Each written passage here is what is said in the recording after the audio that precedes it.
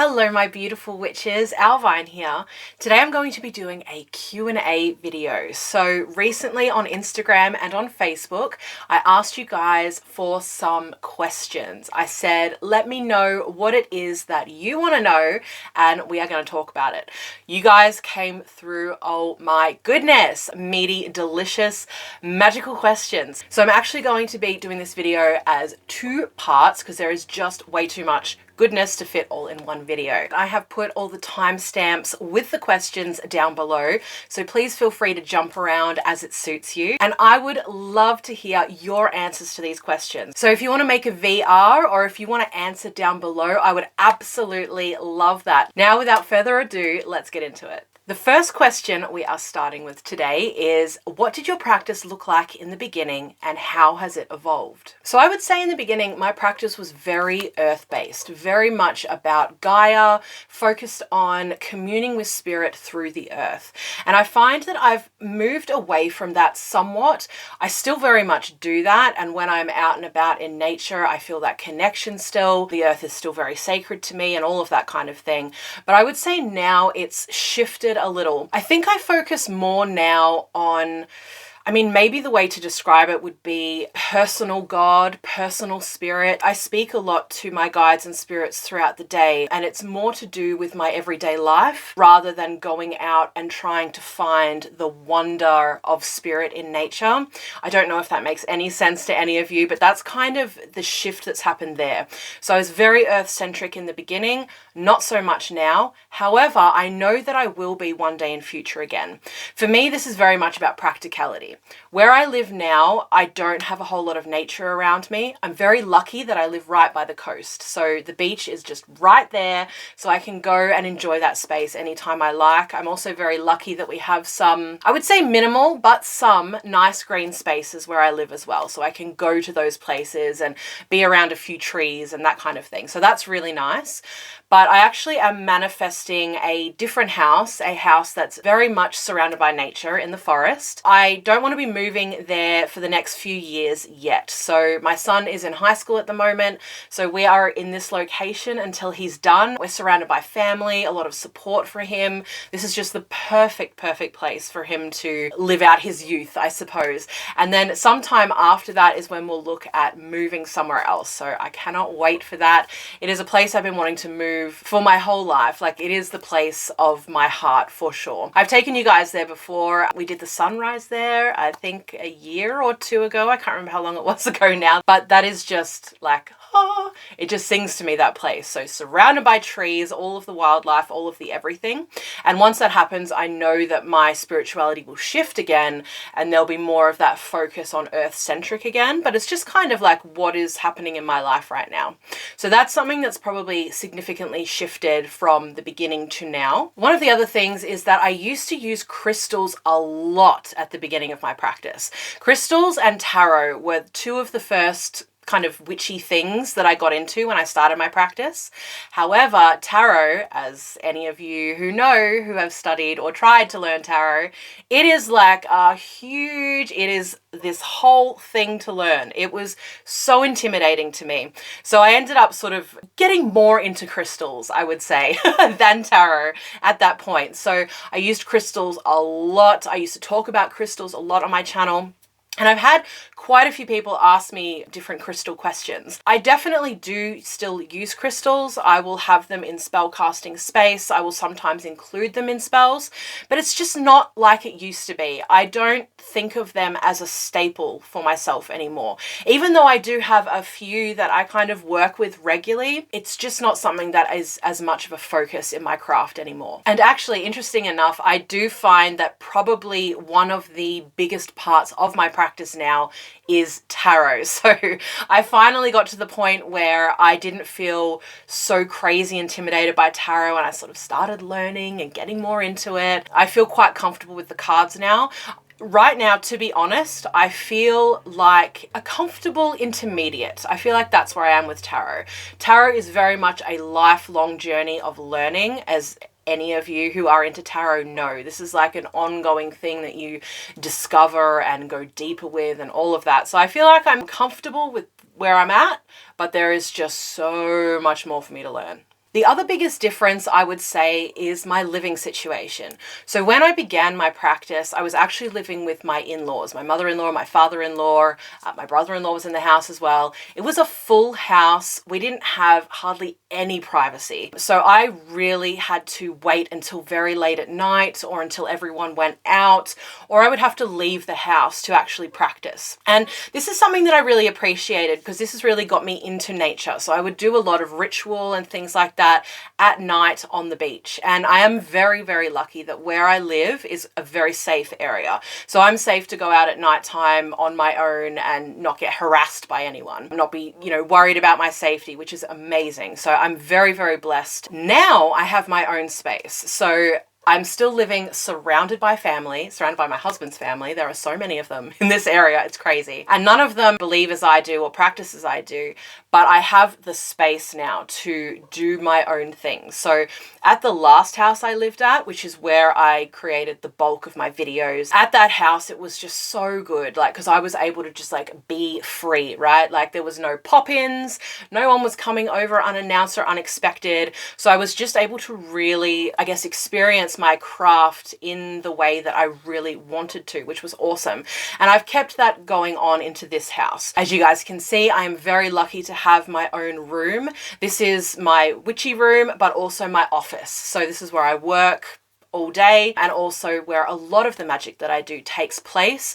However, a lot takes place in the rest of the house as well. And that's something that I really love, that I've been able to, bring my magic out into my wider life as well. And part of that is just knowledge, right? Part of that is at the start, I didn't really know how I could blend magic into my mundane life, into the things I was already doing. And now I do understand that concept. And so I do tend to do that. And to be honest, a lot of it doesn't even necessarily center around spell ingredients. The things we would think about, the candles, the sigils, the herbs, the oils, whatever. A lot of it is actually prayer. So I actually do a lot of, I don't know what I would call it, but I guess speaking out. I don't know what they call it in other traditions. There are many other traditions around the world, though, that speaking, weaving with your words is very much a central part of the magic. So that's just something that I do a lot now. I pray. This is something that will come up a little bit later. I connect with my spirits and I just speak what it is that I desire, is the way that I would put it. I put intention with my words and also with action, whatever it might be, right? Doing sigils or hand movements or whatever, into the food that I'm cooking, into the washing, into floor washes and cleansing and that kind of thing. I'm speaking and telling the energy what it is that I want it to do for me. And I find that incredibly powerful now. I think at the start of my practice, that was a bit of a how do you do that? And I certainly talk to people who are newer to magic and they feel like that. They're just I don't really understand how you do. I need to know the formula. And really it is. It's just about being open with your heart and just speaking to and connecting. And that is something that takes time to get comfortable with, to kind of grow that faith, if you will, and to have results so that you can then say, okay, this thing that I'm doing is working. And that gives you the confidence and you just kind of grow from there. So these are just some of the ways that my practice has grown and evolved over the last few years. I would absolutely love to hear some of the things that have changed in your practice. If you are someone that has practiced for at least a few years, I would love to hear how your practice was in the beginning and how it has transformed to now. The next question is, how have you been? Tell us about your life in general. So I've been very well, thank you for asking. For the last 9 months or so, I have been putting a lot of focus on my health. So last July, I finally got to the point where I knew I had to do something about my health. I had seen a doctor many years before, and she had told me, if you don't sort out your life, if you don't drastically change your lifestyle, you are heading towards a heart attack by 40. right? And I was like, wow, really, really need to change things. And it took me 7 years of trying, of failing, to finally make this big difference that I've actually been able to stick with. In that time, much earlier on, I quit smoking, and I've spoken to you guys about that before. So that was the only really good thing that I did for myself within that 7-year time period. Now, when I quit smoking, I put on a whole bunch of weight, and I've not been able to take that weight off yet. So that's been a bit of a frustrating sort of journey. But in terms of my health now, I feel so much better. So I actually decided at that time, last July, all right, I have to do something, because I would wake up every morning, you guys, feeling terrible, like having binged for another night, and I would wake up just with this overwhelming sense of guilt and like, oh my God, I'm sending myself to an early grave. When I got up, all my joints were sore, like my ankles would be sore. I'd be like sleep all in my eyes and my throat. Like I just felt like shit every day. So I was like, I have to change something. So I was thinking, what do I do here? I've tried a lot of different diets, right? A lot of different diets over my time. And two that have worked really well for me are veganism and carnivore. So literally opposite ends of the spectrum of the diet world, right? So I was like, all right, which one do I do? I'm going to choose one of these, because again, they've worked for me. Which one do I choose? I ended up going with carnivore because veganism is just so much more work. You have to eat so much more food. You have to be preparing and making so much more food, right? There is a lot more options now from when I was vegan in the past in terms of processed foods and easy to buy vegan foods and all that kind of stuff. But my MO and what I've experienced in my own body is that my body loves earth foods, and processed foods make me feel like crap. So there's this thing where a lot of vegans think they are holier than thou because they're vegan, but they're eating tons of processed foods and all kinds of stuff that isn't actually very good for them. Just because something is meat free, it doesn't make it healthy. I'm not one of those people who is fundamentalist about the way I eat. I don't care about the way you eat. I don't want you to care about the way I eat. You know what I mean? Like we can all just get along and do what we're doing. But for me, I feel like the biggest thing was cutting out sugar. You guys, I have been a sugar addict my entire life. And from what I understand about my health now, I know that that was the number one biggest factor that was sending me into an early grave, was how much I was binging on sugar every single day. So I have cut that out completely. I have not had any processed sugar for 9 months, which is insane to me. And in that time, I've only had a little bit of fruit. So I was having blueberries for a little while, and my husband and I went on a hike a couple of weeks ago. So I had like half an apple while we were on the hike, and I feel like a completely different person. I wake up every day with energy. I feel good. All of the inflammation in my body has gone. My skin's cleared up. My mental health has completely transformed. So that's been like the biggest kind of thing going on in my life in this last period of time. So right at the beginning, I did drop a couple of kilos as well, which was so exciting, but that hasn't happened for, I think, at least a good 6 months. I don't think I've dropped anything in that time. And this can be really common with this way of eating, but I'm really focused at the moment on eating high fat and actually just healing my hormones. Like I have some crazy fucking hormone stuff going on, right? Because of the way that I was eating and other lifestyle factors as well. So I'm just focusing on bringing everything into equilibrium, if you will. I'm focused on sleeping better. I'm focused on hydrating. I'm focused on eating just nutritious food that just, fills my cells with all kinds of deliciousness so that my body can do its own healing. Because I think that's something we kind of misconstrue sometimes too. People think that eating a certain way is the thing that brings healing. But what it actually seems to be is that when we get out of our body's own way by stopping filling it with crap, the body actually heals itself. So anyway, I'm very much on a healing journey right now, both physically, mentally, emotionally, and spiritually, always. So that has been some of the stuff that's been going on in my life for the last little while. Other than that, my son is now 13 years old, you guys, and he is over 6 foot tall. He's so excited. He's taller than me now, but he's doing so well. He's actually been inspiring a lot of his friends lately to get more fit, get more active. He's been setting all of these like really really hard physical challenges for himself, and he's been getting his friends off the couch and actually getting them involved as well, which is so cool. I'm just really proud of my son for pushing himself, for getting himself out there, and also for encouraging or making a space for his other friends to do the same thing. It's really cool. Other than that, I just want to make a quick mention of some fun stuff that I did over the last year. So I had never been to a proper rock concert before, or a proper concert, let's not say rock, a proper concert before. And last March, I was lucky enough to go to the Ed Sheeran concert.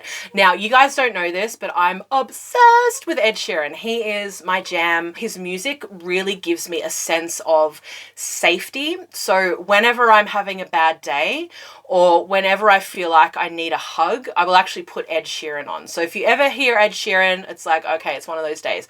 It's actually not even that. Like, I will actually listen to him on really good days as well. It's not just like when I'm feeling blue or whatever. His music means a lot to me. So I was so thrilled to be able to go to the concert, and it was life-changing. Like, I just was overcome with joy the entire time. Like, I was like, I don't think I could be any happier right now. He's right there, you know, like it was so good. Anyway, cut to earlier this year. So February this year, we went to another concert and we went and saw Blink 182. So this is me and my husband. We went to the first one, went to the second one. So good. So this was kind of like a reliving of youth a little bit. So the last time they were here in Australia, I was either 15 or 16. I can't remember exactly, but I was definitely not allowed to go, right? Like, no chance in hell was I going there. And I was so jealous because I knew a few people on my bus that I used to catch to school who went. So they were telling me all about it, like, oh my gosh, it was so good, it was so good. I was so jealous. Anyway, we got to go this February and it was so fun. The crowd was mostly millennials and Gen X. It was such a fun night, and Blink 182, they're so ridiculous. It was actually hilarious because I overheard a bunch of conversations of different women who were like, I can't believe how immature they still are. Like, seriously, have they not grown up yet? Like, oh my gosh, I thought they would have matured by now. There was lots of dick jokes, boob jokes, all the things, right? It was just a really fun night. I don't know who we're going to go see next, but I'm definitely a convert. I am a concert goer now. So much fun. So I've got a few people on my wish list. So we'll just see who's coming to Australia in the next year or two. And I'm looking forward to doing some more concerting. The next question we have is, do you have any advice for setting up an altar from scratch? What do you recommend as the bare minimum? So the first thing it's important to know about altars is you do not need to have one. You do not have to have an altar. It doesn't make you any less of a witch if you don't have an altar. However, what I will say is that I find altar work very helpful. Like, having a set spot that you go to, whether it is a temporary altar or one that you have permanently set up, but having that space to go to, particularly over time, builds so much power, and it turns into an incredibly strong anchor for whatever it is that you like to do at the altar. So you might have your altar as a place that you can commune with spirit.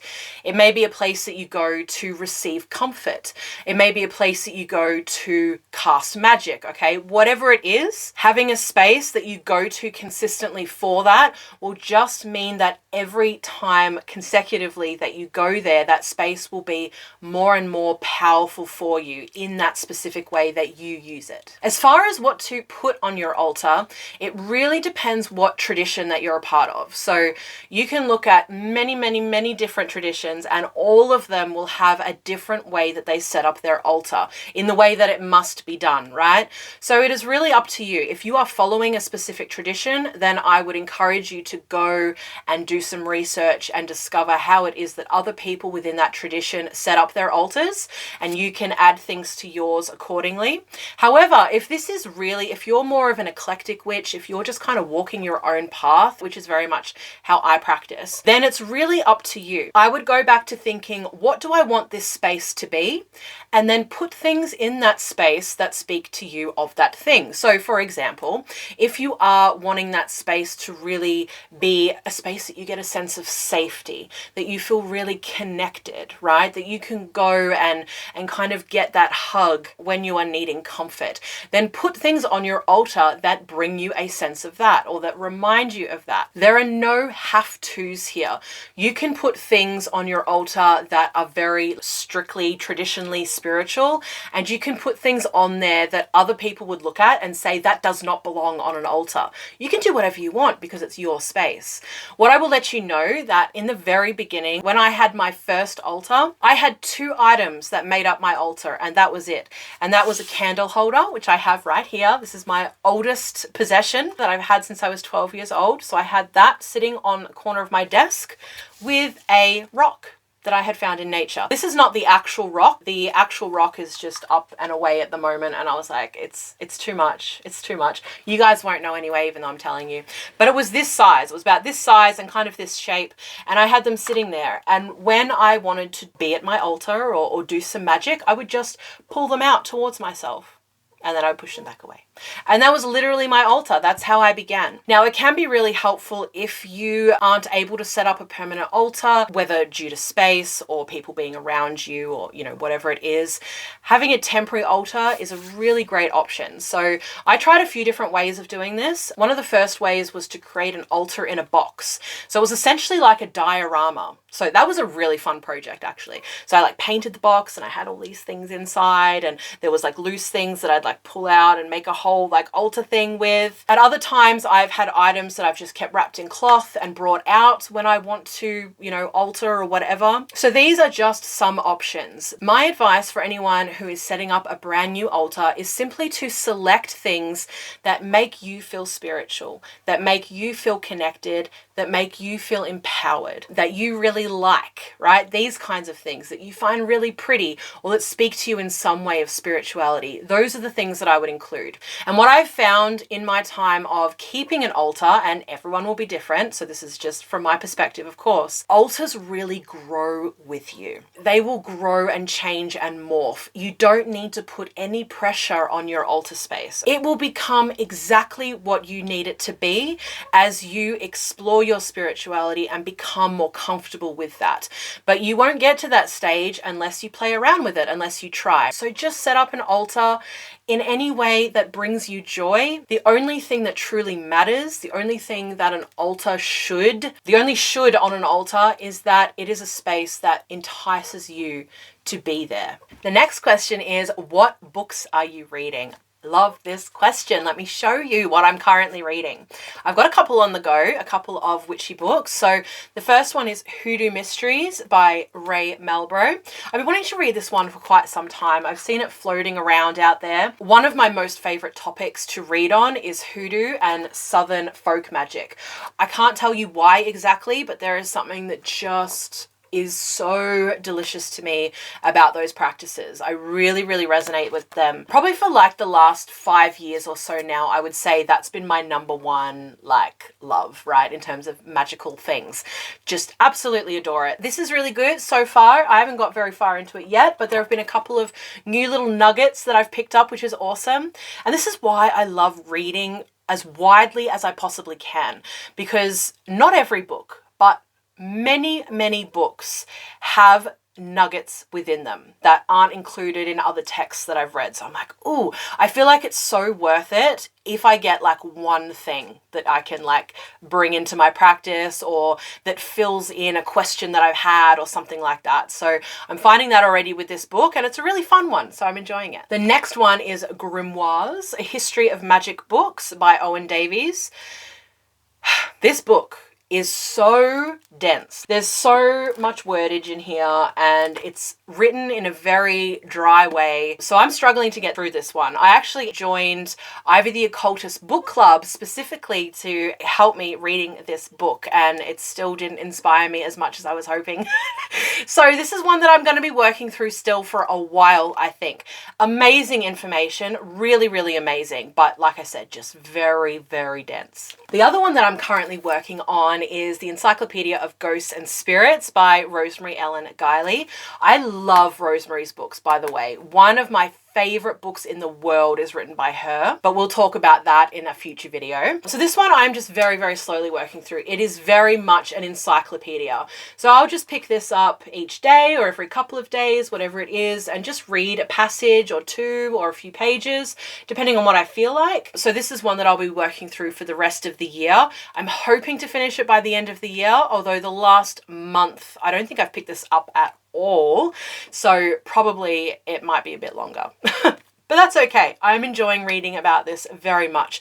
Ghosts and spirits, well, ghosts specifically, they're not something that I've had a lot of connection with. So it's something that I find very interesting to explore and just see other people's experiences and how they feel about it and all that kind of stuff. Now, I thought I would just share with you a couple more books. These are my favorite books that I've read so far this year. The first one is By Rust of Nail and Prick of Thorn by Althea Sebastiani. I really liked this book. This is a very little book. This is self-published. This is a book that's not going to teach you anything new. If you are a witch who knows their stuff and you need to kick up the bum to do the work, this is the book for you. This is an amazing encouragement to get into your craft and to do the work, to witch. I'm going to share with you one of my favorite quotes from this book. I just love this and I feel like it sums up the book so perfectly. So if this sounds like something you need in your life, then I recommend this book. Witchcraft is about what you are doing. It doesn't matter how many pretty candles you own, how many bones are scattered around your workspace, how many exotic herbs fill your cupboards, nor how many books you've read. You become a better witch because of everything that you've done and everything you are doing. It is that action, that building of skill and that amassing of experience that makes the doing of magic reflexive, that tends that knowledge into true wisdom. Isn't that just fabulous? I feel like this is a book that would actually help out a lot of witches because I think a lot of us struggle with this, especially when we've been a witch for a few years and we're someone who enjoys maybe reading a lot or maybe even not. We can get to that point where we're like, I just don't really feel like I know what to do. And in this book, Althea tells you, you do know what to do, actually, and gives you a few tips on what you can kind of work on. But mostly it is just that kick up the butt, which get your work done. You know what to do. The next one I wanted to share with you is The Guiding Light to Power and Success by Mikhail Strabo.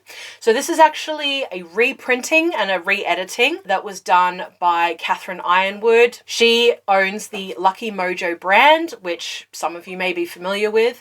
These little books, well, most of the books that are printed by this company are little 96-page books. I love these books because all of the fluff is cut out of them.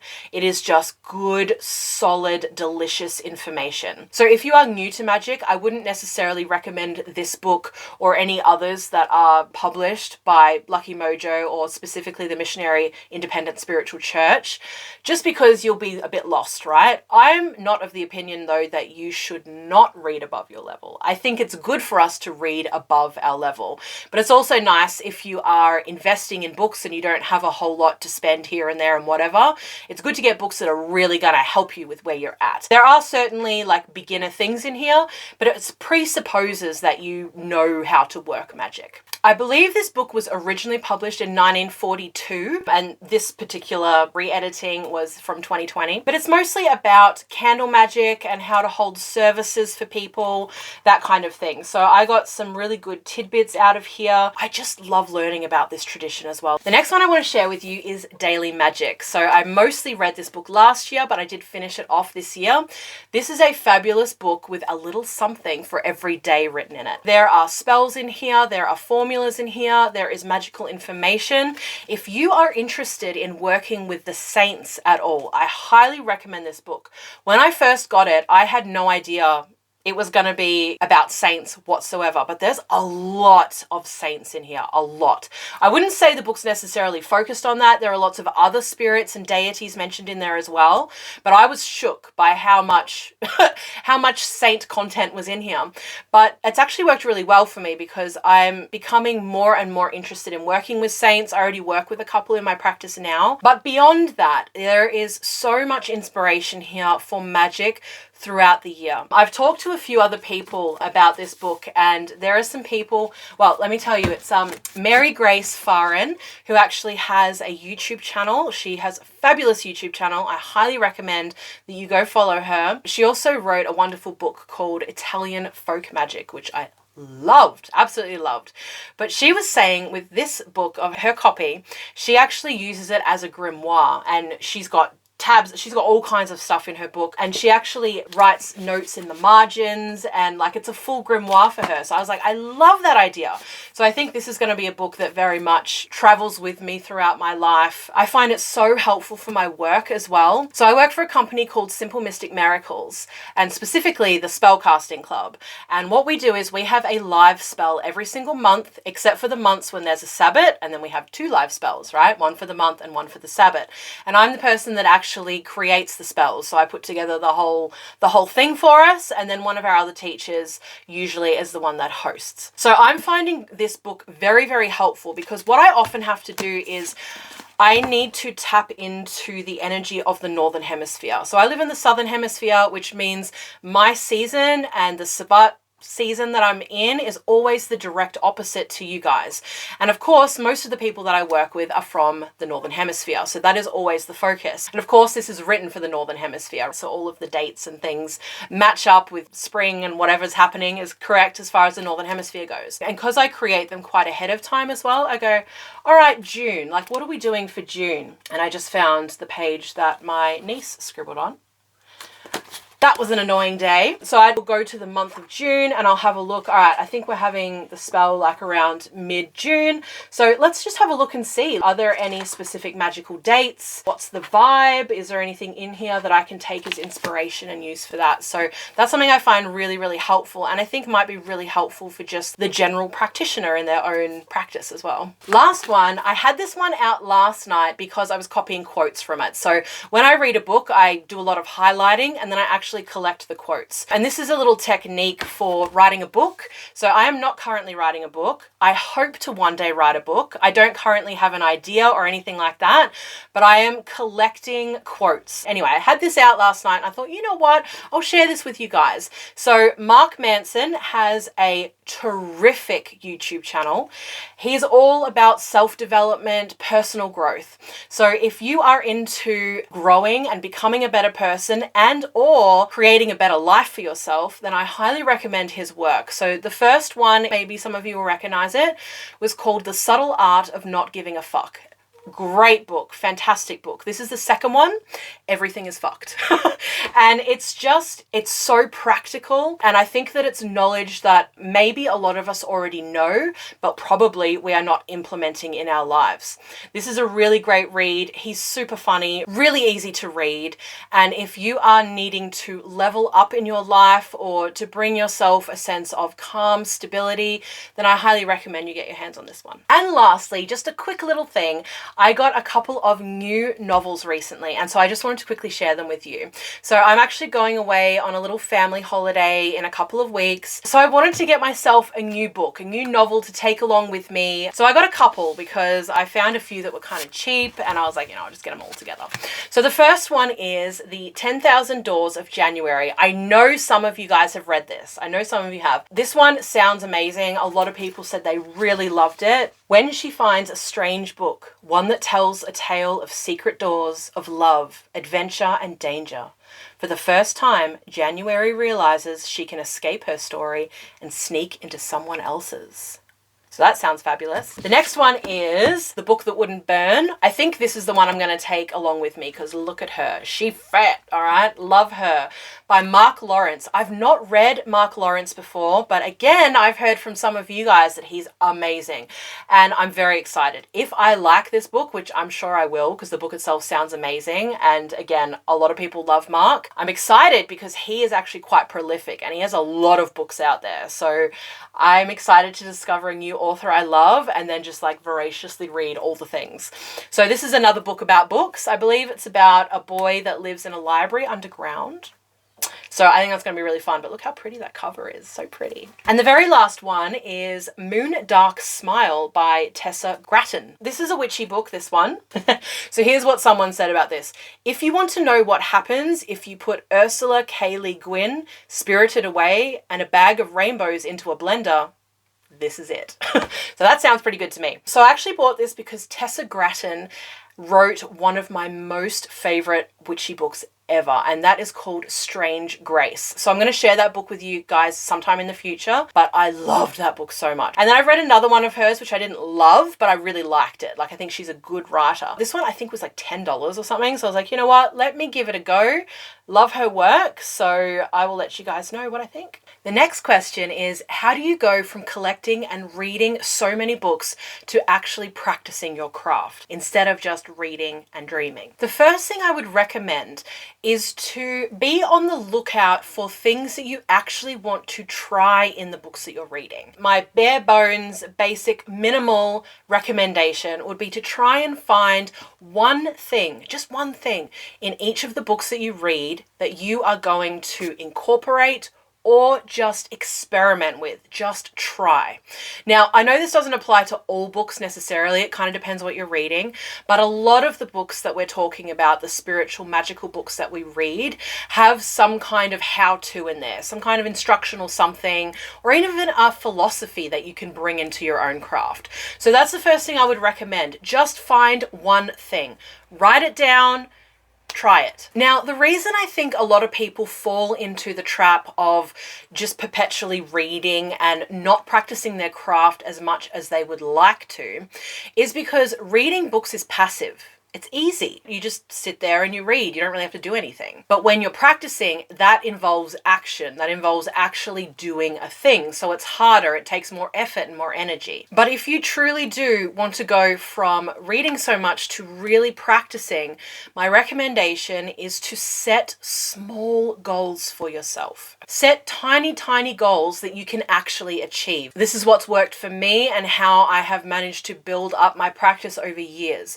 is just start stupidly small. Start with goals that you know on your worst day you can achieve. Set the goals really tiny. It could be that you do some kind of practice once a week. That might be your, you know what, I can definitely get that done even when I'm having a crappy week. That's what my goal is going to be.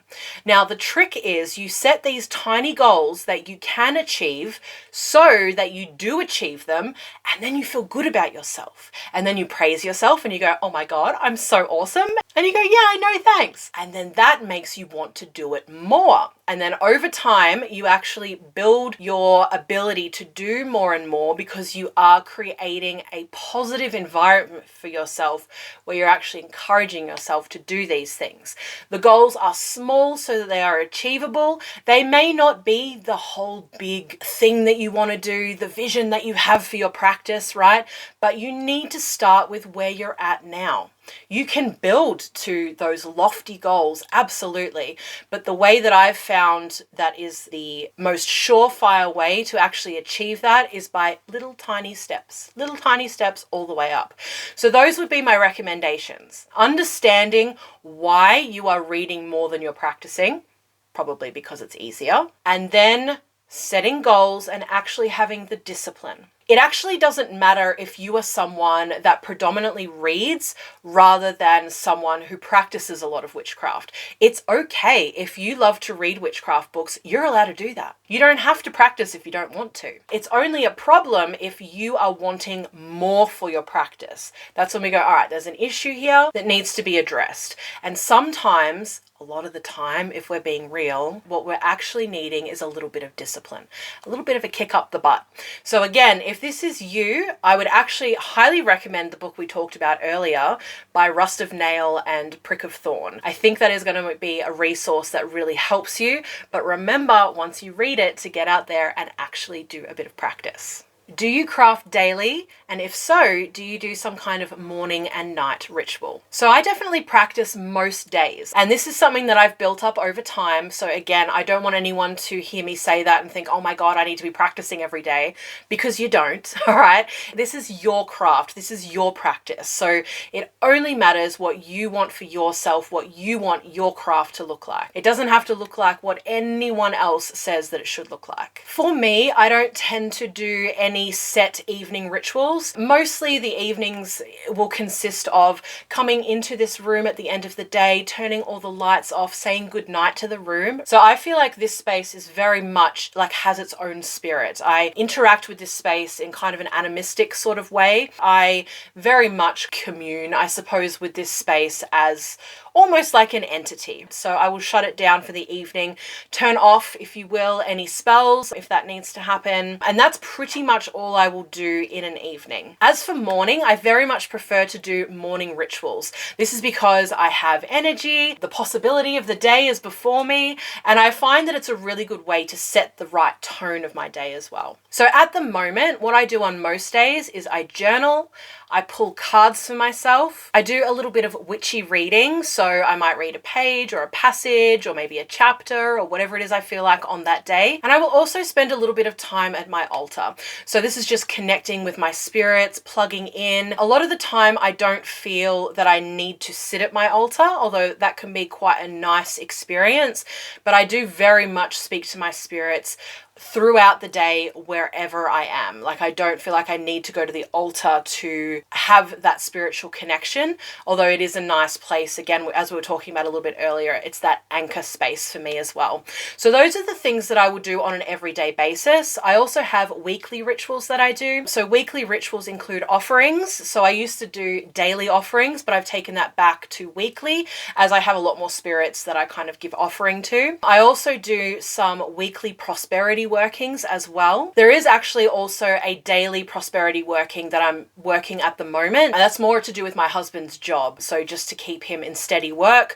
So that is a working that has been going for some time now and will continue going until he has a permanent position, which might be another few months, just with the nature of what he's doing and, you know, the kind of pathway on his career. That's the way it works. So that is something that I do every morning as well, is I will turn on that spell.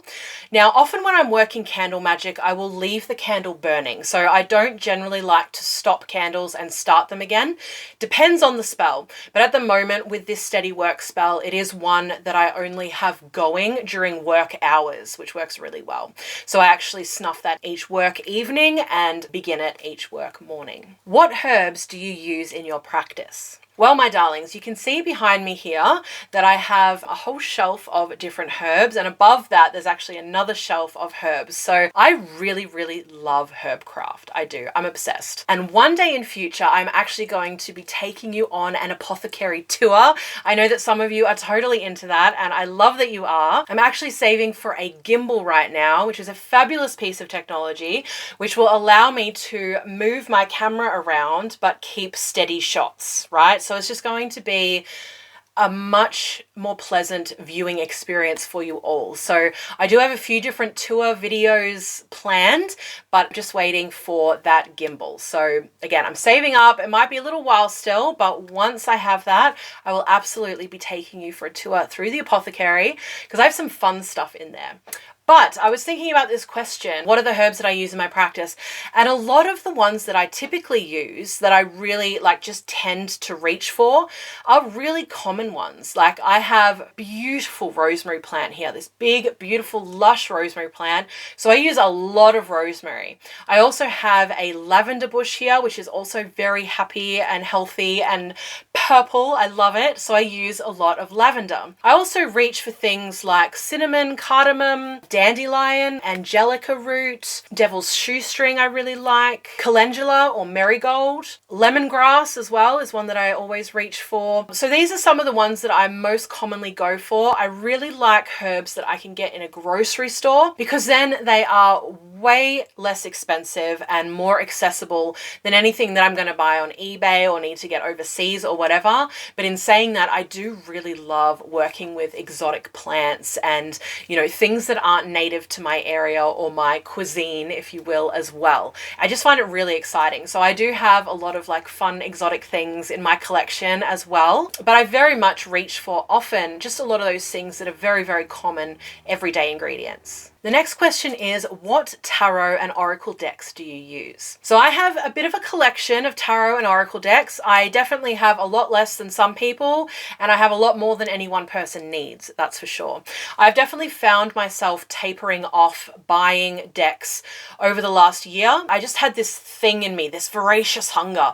Like I was on the lookout for like the deck, you know, the one deck to rule them all, the soul deck or whatever. And what I realized is a lot of these new decks I was bringing in, they're just meh. A lot of them are just meh. They're not going to give me anything extra. And I find that now I'm reaching for many of the same ones over and over again. So those are the ones I want to show you today. These are the decks that I have currently on my desk. It's overkill. There are 7 of them here. I know that's ridiculous. They all have different purposes. They do rotate a little bit, but again, I've got my staples that I'm always reaching for. So the first one I'll show you, this is the deck that I pull my weekly card from. So in my tarot practice, I pull one card for the week, and then I will pull multiple cards for each day. So at the moment, that's 3 cards, but it can be different amounts of cards, just kind of depending on how I'm feeling at that time, how many cards I want to pull or whatever. So I have the Everyday Witch Tarot here. It's just a really, really cute deck. I love this deck with the little witches and the colors and everything. So this is the one that I have sitting on my desk for that week card. Now, the one that I probably reach for the most often at the moment is the Light Seer's Tarot. I adore this deck. I hate the back. Is anyone else with me? The back is so, it doesn't suit the deck. I hate it. It's awful. It's just so boring and dark, you know, you can't even, nothing. Compared to the deck itself, this is why I love this deck, for these colors. Look at these colors.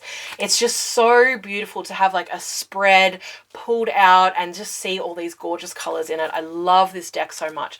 This is definitely one that I reach for a lot for reading for myself, but also reading for others as well. So I use this at the moment for my daily card pulls as well. So I'll have those sitting on my desk there with me. But yeah, this is a deck that I super, super love. Another one that I reach for, mostly doing readings for others, is the Everyday Enchantment Tarot. I love this tarot deck so much. Again, it's the colors, right? I'm dropping the deck. I'm dropping the deck. The colors are so, so scrumptious. And I actually really love it. It's a very unwieldy tarot deck. So there's a lot of people that don't like this deck because of the size. She's big, all right? She's wide. This is a wide, wide load. So I've seen some people have cut off the borders. That's definitely something you can do. But I actually love it. Like, it is a little challenging to shuffle at times. Like, my hand can get a little sore, definitely. And I have fairly large hands for a female. The shuffle can be a little bit of a challenge, although definitely, you know, doable. Look at us here, shuffling, amazing. But I love playing with them. Like, the feel of these cards is so delicious. They're quite thick as well, but they just, I don't know, just the tactile sensation of like spreading them out and playing with them and doing readings. Like, I just love this deck. And the guidebook is fabulous too. Really, really good guidebook. I absolutely love Poppy's work. Love what she's done here. So this is one of the decks that I reach for very, very commonly. The other one is my Rider-Waite-Smith. So super interesting with this deck. When I was starting with the whole tarot everything, I was like, well, I'm not going to get a Rider-Waite deck because ew, like they're so ugly. The colors, no, like never going to happen. So I actually ended up working with the Druidcraft Tarot, which I do adore. I chose that one because it was in the Rider-Waite-Smith system, and I felt like it was quite similar. So that was awesome. Love that deck, still use that deck, and you know, I found working with that really beautiful. But I actually ended up purchasing this deck, the Rider-Waite, for a course that I was going to do. But I didn't actually end up doing the course, but I'm so glad that I ended up buying the deck. I honestly am not sure I ever would have if it hadn't have been for that whole situation. But when I did, my tarot went to the next level. Like it was like something just clicked into place and I was like, oh, everyone's different, okay? But I do think having a Rider-Waite Smith on hand, and listen, there are so many different versions of the Rider-Waite now in all kinds of different colors and styles and all the things. You can find one that you like, that you can get along with, you know, even if it isn't like the classic colors, which this one is. But I've come to love these colors and stuff as well. So I would recommend if you're learning to get a Rider-Waite deck. I really feel like it helps. Most of the books and resources and everything are based on the Rider-Waite anyway, so it can just make it a lot easier just to learn and grow within your tarot. But I love this deck now. This is now my number one deck. I never would have dreamed in a million years that would ever happen, but if I'm going away somewhere or if I need a solid message as well, like this is the deck that I reach for. This is my baby right here. Now I've got a couple of Oracle here as well, but this is the last tarot deck, and this is the Medieval Scarpini Tarot. This is one that came to me only a few years ago. This is a very old deck that's been around for a long time. Every time I talk about this deck or share it, I always have people that say, oh my God, I've had that deck for, 20 years or whatever. I love that deck. It means so much to me. Like this deck's been around for a minute and a lot of people really love this deck. And when I saw this, I was really drawn to it. Now the art style is completely not something that I'm into usually, but for me, this is very much an occult deck. Like I feel like this deck is just holding untold wisdom and treasure, so it is one that I slowly am getting to know more and more deeply, and I just feel that it just slowly is revealing its secrets to me, and I'm obsessed. So this is the deck that I reach for when I'm like in a mystical, deep mood.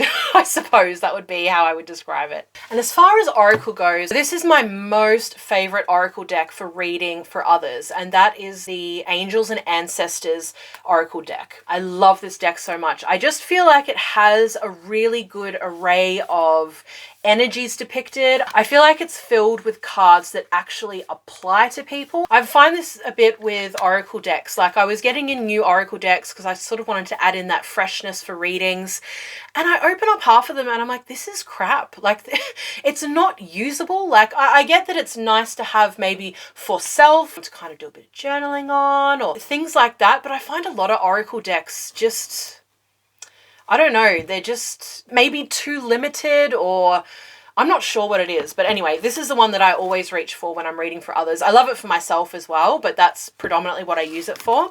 And then I have the Seasons of a Witch Mabon deck out at the moment as well, just because it is the season of Mabon down here in the Southern Hemisphere. I like some of the Seasons of a Witch decks. Like I really love the Sarwain Seasons of a Witch deck. That was the first one, the original. And what drew me to that deck in the first place was the poetry that was on each card. How do you celebrate the sabbats? I would say the main way that I interact with the sabbats is through my work. So as I mentioned to you guys, we have live spells. So these are always really fun and a creative way for me to kind of like connect in with the sabbat in new and fresh ways. Again, most of the time when I'm doing this, it's for the Northern Hemisphere, so it doesn't apply to me at all. But I'm kind of used to that. Like as a Southern Hemisphere witch, this has been my experience ever since the beginning. Like whatever it is that most witches are talking about in terms of season and sabbat, it just does not apply. It just doesn't apply. So that can be a little frustrating and quite lonely inducing at the beginning, but it's totally normal to me now and I'm very comfortable with it.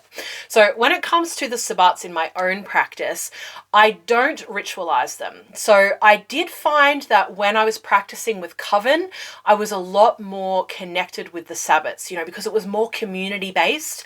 We're all kind of doing things together and everyone's talking about it. And so I really liked being involved a lot more with the sabbats then. But for my own craft, generally I'm more focused on the season itself. Like I said, I'm always aware of the sabbats. I just don't necessarily have a spiritual consistent practice that I do with them. However, if I have spell work that I'm wanting to do and there's a sabbat coming up that aligns with that, I will absolutely use that. Like I will harness and channel and take off the top of that energy pile and use that for my own ends 100%. So I love doing that. But mostly overall, I don't really celebrate the sabbats. What deities, guides, or spirits do you currently work with or worship? So the first thing I'll let you know is the way that I kind of think about spirits is that I work with them. I don't tend to have a worship relationship with any spirits at this time. However, I will say I don't think there's anything wrong with that. Like, I don't think if you are someone who uses the word worship, or even if you practice in a way that others would describe as worshipful, that's a bad thing. I think that's totally fine and beautiful and gorgeous, and you do you, right? But for me, I prefer the term working with. And I know that term actually confuses quite a few people as well. Like, what do you mean by working with? So for me, I work with different spirits in different ways. With some of them, I work with them purely in a magical way. I will invite them into the work that I'm doing, or I employ them for specific work that I'm doing. For others of them, I connect with them in a spiritual way. So it's more of a communing. So for some of them, it's about getting guidance. And for others of them, it's about getting comfort. So it kind of depends on who it is that I'm working with as to what that term means, how I am working with them. So the deities that I'm working with closely at the moment are the Horned God and the Morrigan. So the Morrigan recently resurfaced, which is very exciting. I actually have her back here, down here, over on the little altar there for her. So yeah, she resurfaced a little while ago, which was fun. And the Horned God for me is always a staple, always here. He is probably my nearest and dearest. Baba Yaga's always there as well, but I'm not currently deeply working with her. In terms of the spirits, I work a lot with Saint Expedite, and I'm working quite a bit with Marie Laveau as well. So I work with Marie Laveau, I would say, in more of a spiritual sense, and I work with Saint Expedite exclusively in a magical sense. Beyond that, I was having a little bit of a time thinking about how to define the spiritual relationships in my life. I was having a chat to a friend about this, and it's a weird thing about YouTube. So when I'm away from YouTube, I'm just doing my own practice, right? Like, I'm just in my practice, I'm doing it. There's no need to box and define and put labels and words to. So that's actually something I'm finding that I don't like very much about YouTube is having to explain it all. Now, I do actually think it's a good thing for me. I think it's a great way to kind of force me to grow and actually get better at communication and that kind of stuff. But it is one of those weird things where I'm like trying to define something that's not particularly easy to define.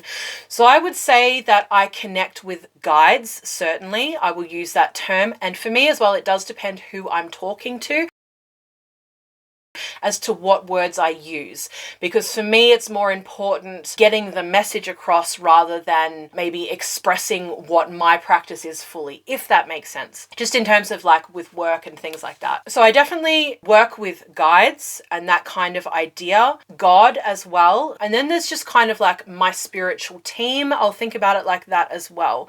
So the spirits that I connect with most on a day-to-day basis are any in that category that I've just mentioned: guides, God, spiritual team, whatever. You know, those are the ones that I am consistently communicating with. And again, I wouldn't know exactly how to define them because I just don't feel that it's important to. Again, I do understand for conversation between people it's important, but for myself, all that matters to me is that, you know, I feel connected and I'm receiving the guidance that I need in my life, you know, and the spiritual aid. Other than that, I mean, I mentioned the spirit of my room. I definitely connect with the spirits of this house as well. Ancestors too, so my own ancestral line, also my husband's ancestral line, because where we live now, we are on ancestral land. So about a third of the suburb that I currently live in was owned by my husband's family several generations ago. And also that this house here belonged to his grandparents. And then there are people all among the streets that we know, like cousins and aunties and uncles and grandparents and second cousins and friggin' family friends and just like everyone, right?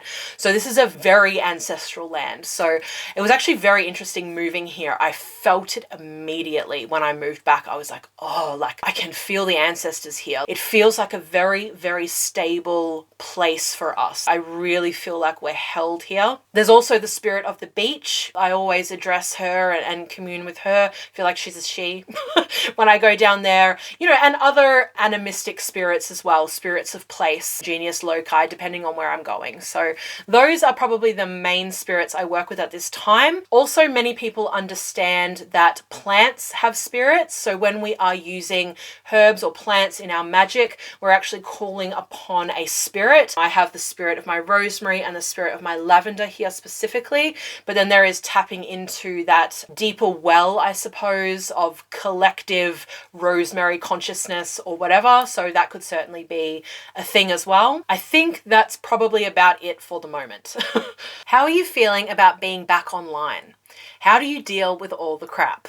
So I definitely have a love-hate relationship with being online. I never really went away. Like, I know that I haven't been posting a whole lot here or on Instagram or on Facebook, but I still use these spaces as much as I ever have. So I'm still watching other people. I'm still around in the space. I'm still seeing all the things that are going on. So for me, it doesn't really feel like being back necessarily, although we'll see. There's obviously a ton more work involved when like actually creating content and that kind of thing, especially YouTube videos. They just take forever, you guys. I'll let you know, I suppose, in terms of all of that stuff. But the way that I deal with social media being a difficult space to inhabit at times, we all know the negativity is off the charts now. I mean, it's always been an issue, but I feel like particularly over the last few years, it's just been ramped up with all the political stuff, cancel culture being encouraged, and just so much ugliness I've seen in the witchy community over the last few years.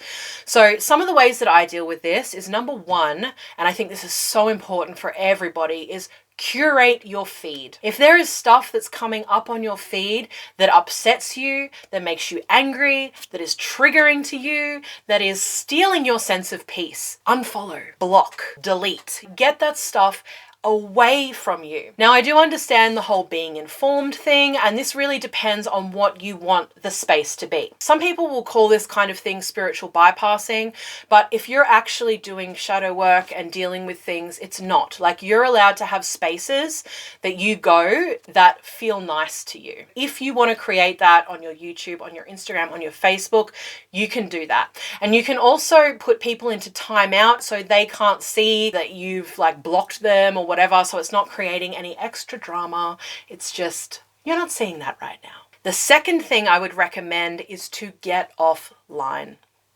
I'm sorry, I know. It's like, what is this advice? But honestly, spending less time online seems to be a key for a lot of people. Just giving yourself that space where you're not having this constant input, where you're not constantly comparing your life, yourself to people's highlight reels. Just get offline and spend quiet time with self. So that's something that for me has helped, just spending less time on there and really being self-aware, feeling it, knowing when too much is too much for you. If you still feel good and you're still taking care of yourself and your mental health is great, awesome. Spend as much time as you like online. But if you're finding that you're unhappy and your sense of peace is really being disrupted by being online, it might be time to cut down a little bit too and add in some other little good habits and things that actually build you up rather than tear you down. And the other thing is, when things do come up, when the ick is felt, whatever that might be, I take that as an opportunity for shadow work. Not all the time am I able to like full on go in and like do a whole thing, but I take note of these things. I go, okay, what are the patterns that I'm seeing here? What are the patterns of negative emotion that I'm experiencing through being online? And making note of that and actually doing spiritual work in that way, doing psychological work to help kind of mitigate these things. What I will say is, I really feel like we are in a grand experiment at the moment. We have never had anything like the internet before, and we're all figuring out how we can use it in a healthy way. It's certainly getting worse before it gets better. There's a lot of these conversations being had now. So these are just some of the things that I do. I get offline, I curate my feed, I'm not afraid of the block button, and I take all of those negative things that I experience from being online and use them I guess, for shadow work, or rather do shadow work on those things that become obvious to me through being online. But on this one especially, on all of them, but on this question especially, I would love input from you guys. What do you think about this? How do you handle being online? How do you navigate the crap? How do you make this the most enjoyable experience for you as possible? And the last question we have is, what do you need in order to come back to YouTube full time? Now, this question came from my very dear friend Justin, Witch of Enchantment, and I think this might be it. I think I'm full-time. I mean, let's first of all define full-time. My goal ever since I got onto YouTube has been to upload one video a week. I have never got there. In fact, I don't think I've even done 1 month where I've posted every single week. I think the most I've got up to is like 3. I don't think I've ever done that. So that is sort of a vague goal in the back of my mind, I suppose. That to me would be like full time. Even though these days everyone's like, you have to post every couple of days. Bish, we aren't doing that. No. I will say that coming back to YouTube is something that I have been working on ever since I left.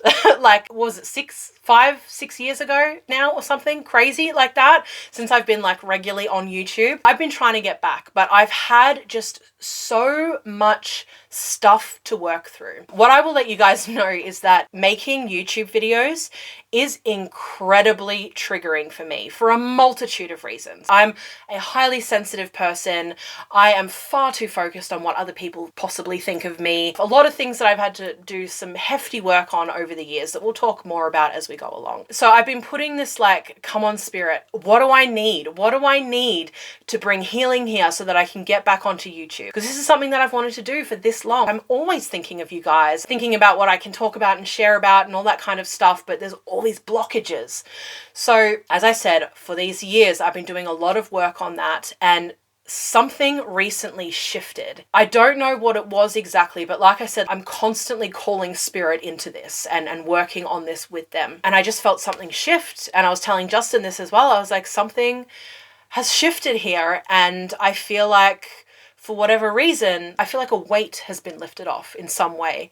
And I was like, all right, well, next week we're filming a video. So here we are. I don't know exactly if this is me back full time or what that looks like, but yes, I'm here on YouTube. I have a whole bunch of video ideas. I have missed connecting with you guys, and I feel like I have a whole bunch that I want to share with you. So I guess this is me back full time. Thank you so much for spending this time with me, my darlings. I hope this has been interesting for you. I would love to hear your answers to these questions. If you want to do a VR, that would be incredible. But if you just want to leave them down below, that would be amazing too. I've also left a little teaser down below of some of the topics we'll be covering in the next Q&A video. I'm so excited to get started on that. There are so many good questions in there as well as all of the other videos I have planned. I have so much to share with you guys. I am wishing you so much love and many blessings, and I cannot wait to see you again very, very soon.